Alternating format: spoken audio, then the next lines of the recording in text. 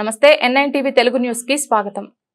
రాష్ట్రంలో భూ సంస్కరణలు అమలు చేసి సీలింగ్ చట్ట ప్రకారం 50% భూమి ఎస్సీ ఎస్టీలకు పంపిణీ చేయాలని ఆదివాసీ మహాసభ డిమాండ్ చేసింది. భారత రాజ్యాంగ సభ సభ్యులు ఆదివాసీ మహాసభ వ్యవస్థాపకులు జైపాల్ సింగ్ ముండా 55వ వర్ధంతి సందర్భంగా గురువారం ది రాజమండ్రి ప్రెస్ క్లబ్ లో జరిగిన మీడియా సమావేశంలో ఆయనకు ఆదివాసీ మహాసభ తరపున ఘనంగా నివాళులర్పించారు. ఈ సందర్భంగా ఆదివాసీ మహాసభ న్యాయ సలహాదారు అయినపురపు సూర్యనారాయణ మాట్లాడుతూ ఉమ్మడి తూర్పుగోదావరి జిల్లాలో 34,348 ఎకరాల సీలింగ్ మిగులు భూములు ఉన్నాయని, వాటిలో 15,500 ఎకరాలు పంపిణీ జరిగిందని అప్పటి తూర్పుగోదావరి జిల్లా కలెక్టర్ CCLU నివేదిక పంపారని తెలిపారు. ఈ మేరకు తహసీల్దార్ ని సస్పెండ్ చేసి విచారణ జరిపించారని డిమాండ్ చేశారు. ఆదివాసీ మహాసభ నాయకులు జక్కల పాండవులు, సభ్యులు గూని అప్పన్న, అర్జన, మల్లీశ్వరి, చీడిపల్లి లక్ష్మణ, గొలగాని నూకాలమ్మ, చంద్రవతి, వరహాలమ్మ, గొంతెమ్మ తదితరులు పాల్గొన్నారు.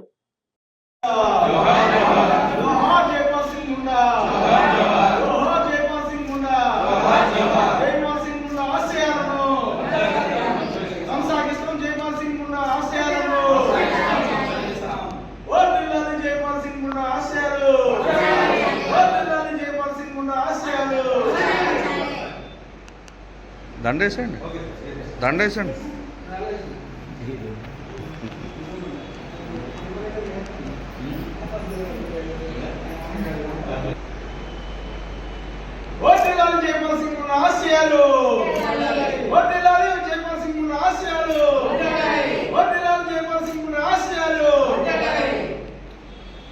మార్చి 20వ తారీఖు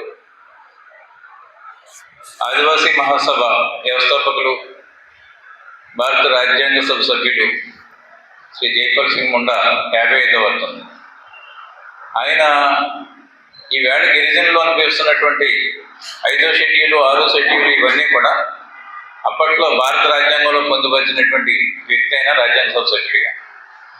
అదే కాకుండా ఈవేళ మరో విశేషం ఏంటంటే డాక్టర్ బిఆర్ అంబేద్కర్ మహత్యగు పోరాటం మొదలుపెట్టిన రోజు ఈవేళ మార్చి 20.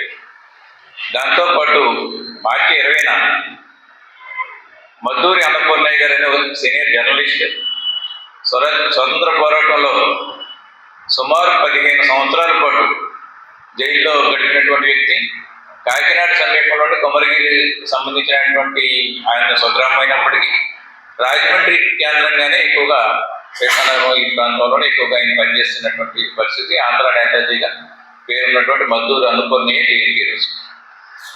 ఈ సందర్భంగా ఆంధ్రప్రదేశ్లో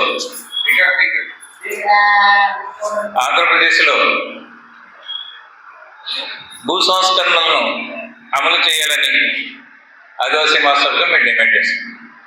అంటే భూ సంస్కరణలనే ప్రత్యేకంగా ఎందుకు అమలు చేయాలంటే ఈ భూ సంస్కరణ చట్టం 1973లో రిజర్వేషన్స్ ఉన్నాయి. 50% భూమి ఎస్సీ ఎస్టీలకి, 33% భూమి బీసీలకి కేటాయిస్తూ ఈ చట్టంలో రిజర్వేషన్ చేశారు. దీంతో మన తూర్పుగోదావరి జిల్లాలో మొత్తం 34,348 ఎకరాలు సీలింగ్ భూమి ఉందని అప్పటి కలెక్టర్ CCLAకి రిపోర్ట్ పంపించారు. దీంట్లో ఇప్పటి వరకు 15,500 ఎకరాల భూమి పంపిణీ జరిగింది. రాజశేఖర రెడ్డి టైంలో మరో 1000 ఎకరాలు పంపిణీ చేశారు. అదంతా పోయిన తర్వాత ఈవేళ ఇంకా కూడా 18,000 ఎకరాల భూమి కోర్టు లిటిగేషన్స్ లో ఉంది, పంపిణీ జరగకుండా. ఈ 18,000 ఎకరాలు ఉమ్మడి తూర్పుగోదావరి జిల్లాలో ఉంది. ఈ 18,000 ఎకరాల సీలింగ్ భూమిని పంపిణీ చేస్తే 83% ఎస్సీ ఎస్టీ బీసీలకి అందులో రిజర్వేషన్ ఉంది కాబట్టి వాళ్ళందరికీ కూడా భూములు దగ్గర పడతాయి. ఈ చట్టం వచ్చి 1975 వచ్చినప్పటికీ 50 సంవత్సరాలు అయిపోయింది. 50 సంవత్సరాలు అయినప్పటికీ కూడా ఈ భూ సంస్కరణ చట్టం వచ్చి ఇప్పటికీ కూడా అమలు జరగకపోవడానికి ఒక కేస్ స్టడీగా మనకి ఈ రౌతులపూడి మండలం ఎన్నారపట్నం గ్రామంలో గిరిజనులకు సంబంధించినటువంటి గిరిజన లాకర్లో ఉన్నటువంటి ఒక సీలింగ్ భూమి ఒక కేస్ స్టడీగా ఉంది. దీనికి సంబంధించి కోనేరు రంగారావు సిఫార్సుల తర్వాత కోనేరు ప్రభుత్వం ఒక జీవో ఇచ్చింది. ఈ జీవో ప్రకారం జిల్లా జాయింట్ కలెక్టర్లు ప్రతి 15 రోజులకి ఒకసారి ఈ సీలింగ్ కేసులని, సీలింగ్ ల్యాండ్స్ అన్నింటినీ కూడా సమీక్ష జరపాలి. కానీ రాష్ట్రంలో ఏ జాయింట్ కలెక్టర్ కూడా ఈ సమీక్ష చేయలేదు సీలింగ్ భూములకు సంబంధించి.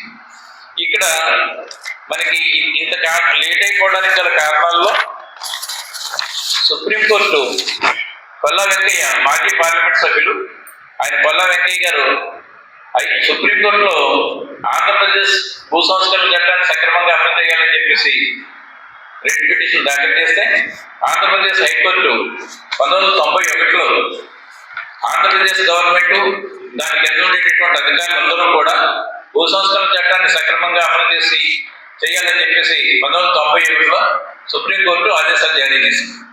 ఈ ఆదేశాలు సుప్రీంకోర్టు ఇచ్చినటువంటి ఈ ఆదేశాలు ఎప్పటికీ కూడా ఆ ఆర్డీఓ దగ్గర కేసులు పెండింగ్ లో ఉన్నాయి. ఈ లక్షలాది ఎకరాల